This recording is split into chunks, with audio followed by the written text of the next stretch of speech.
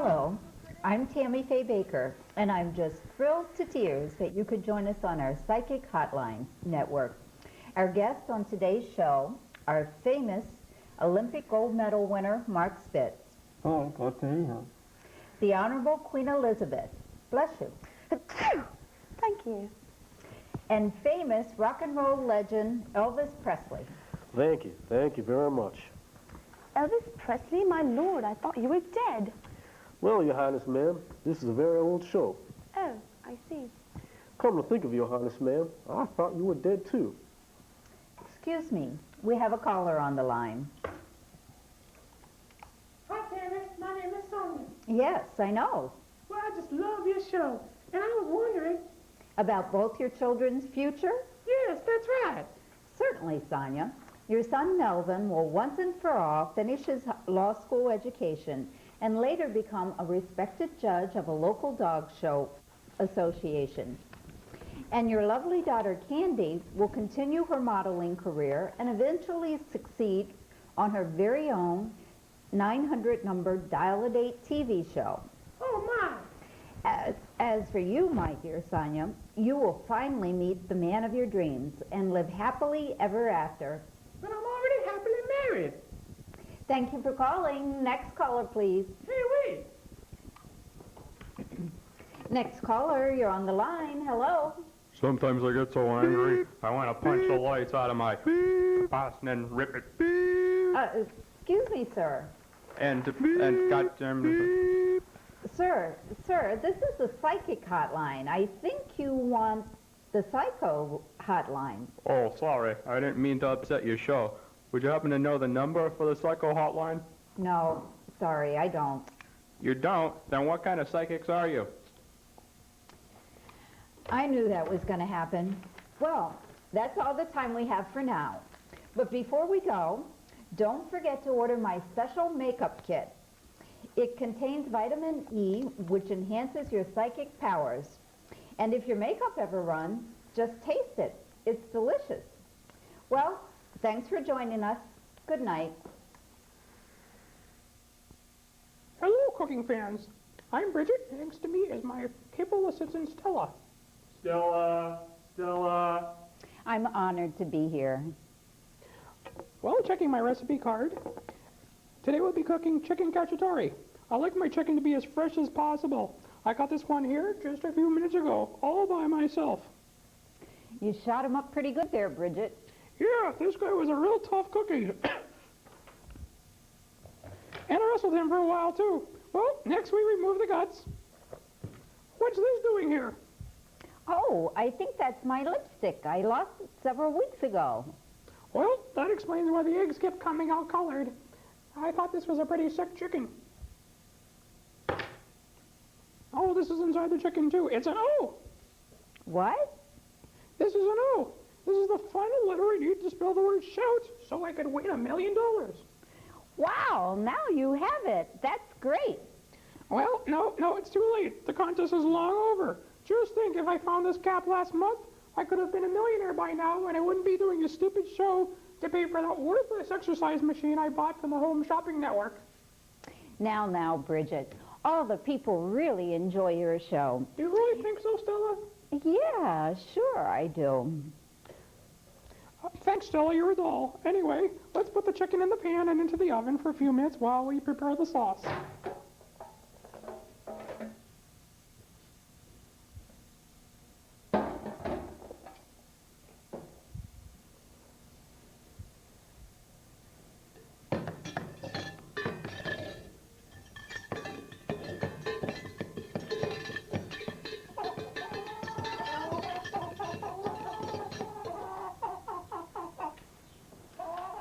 I can't believe it. It's that chicken.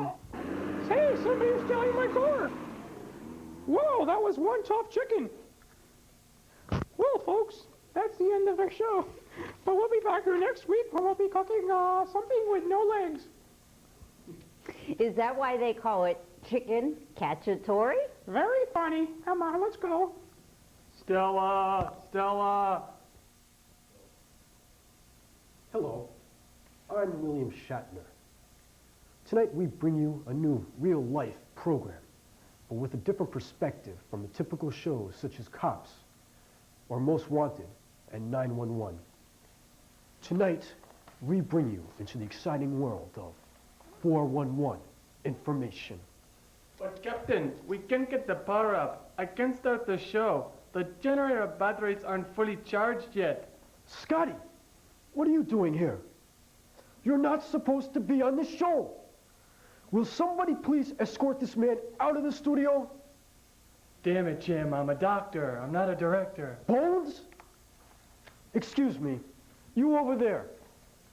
Would you please show both these men out? Thank you very much. You are most welcome, Jim. Spock! And stop calling me Jim! This isn't Star Trek. My name is William Shatner. Understand? I'm William Shatner. As we continue, let's examine how some of our 911 operators present vital information to waiting callers. What's any, please? I'm not sure, but I'm looking for this pizza place that puts pineapple chunks on their pizza. You know which place I'm talking about? No, sir, I don't. Oh, wait, I think it's Mickey's Pizza. All right, sir. I found it. Here's the number. Wow, way to go, lady. You saved our party. Thanks. There you have it.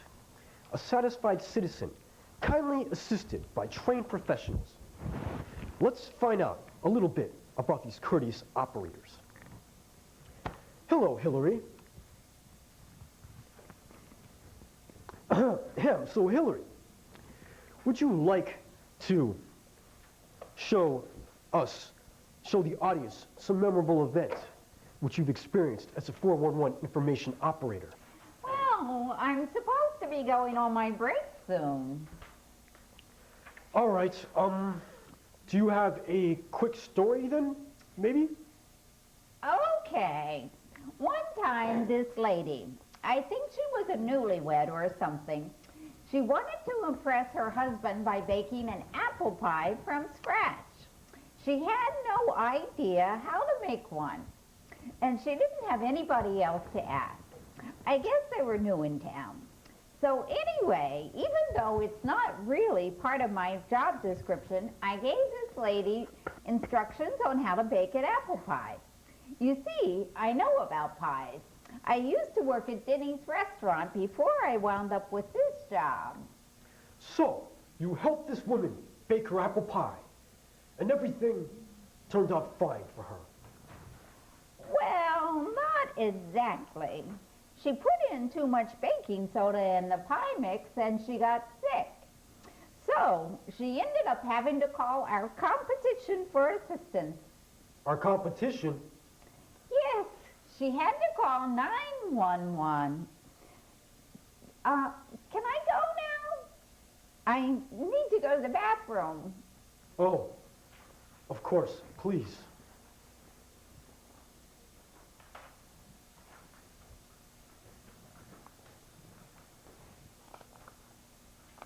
We now turn our attention to Harold. Let's listen in to see how he assists another concerned citizen. Okay, let me see now if I understand your question.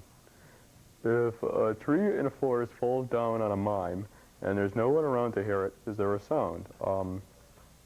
Sir, we're not really qualified to answer those types of questions here, but I suggest you talk to somebody more of an expert in your field. More of an expert in that field, actually. Maybe my high school algebra teacher. Okay, thanks. Aren't those operators amazing folks? Thank you, Jim.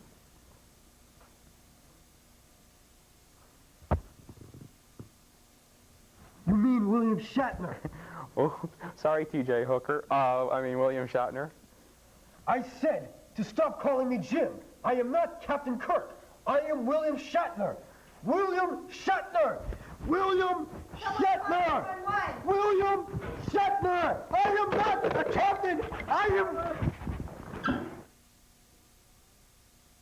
Now it's Humor Nation News with anchorman Stan Donaldson. Weather and sports with Jock Strap. Good evening.